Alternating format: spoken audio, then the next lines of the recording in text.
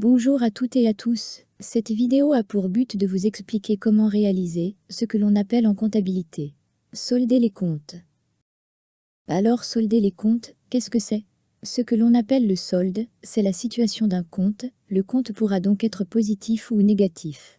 Mais en comptabilité, solder un compte, c'est fermer un compte d'actifs, passifs, produits ou charges et le ramener dans un état d'équilibre. Donc solder un compte, cela veut dire qu'il va falloir établir la différence entre les débits et les crédits.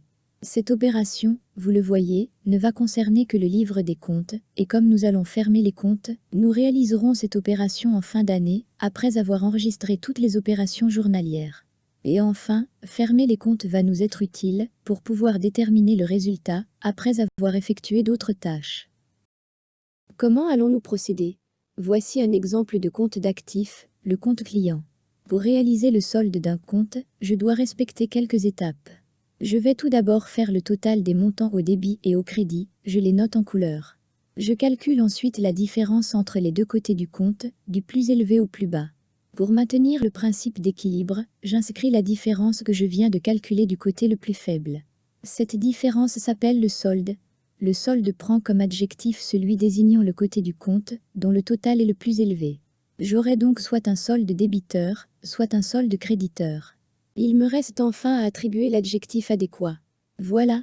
Comme je peux le remarquer, j'ai respecté le principe d'équilibre, et mon débit est égal à mon crédit. Voici un autre exemple utilisant un compte de passif, le compte fournisseur. Attention, je dois toujours respecter les étapes. Je vais tout d'abord faire le total des montants au débit et au crédit, je les note en couleur en bas du T. Je calcule ensuite la différence entre les deux côtés du compte, du plus élevé au plus bas. Pour maintenir le principe d'équilibre, j'inscris la différence que je viens de calculer du côté le plus faible.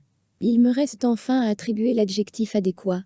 Dans ce cas, le côté le plus élevé est le crédit, j'aurai donc un solde créditeur. Je note ensuite SC à côté de la différence, et lorsque j'additionne, je vois que j'ai respecté le principe d'équilibre, et mon débit est égal à mon crédit. En résumé, il faut retenir que solder un compte, c'est fermer un compte pour le ramener à l'équilibre. Pour effectuer cela, il faut respecter les étapes suivantes. 1. Je fais le total de chaque côté du compte, débit et crédit, et ce, pour tous les comptes. 2. Je calcule la différence entre les deux côtés du compte. 3. Je reporte la différence que j'ai trouvée du côté qui possède la valeur la plus faible, afin de maintenir l'équilibre. 4. Je détermine s'il s'agit d'un solde débiteur ou un solde créditeur, et pour cela, il suffit de regarder de quel côté se trouve la plus grande valeur. Si je respecte ces étapes, je ne pourrai jamais me tromper. Je n'ai plus qu'à vous remercier de m'avoir écouté. Nous allons voir prochainement à quoi peut donc bien servir le solde des comptes, dans un module intitulé La balance de vérification. Avant cela, je vous invite donc à réaliser le plus d'exercices possible, et à me contacter si vous avez des commentaires ou des questions. Bon travail à toutes et à tous.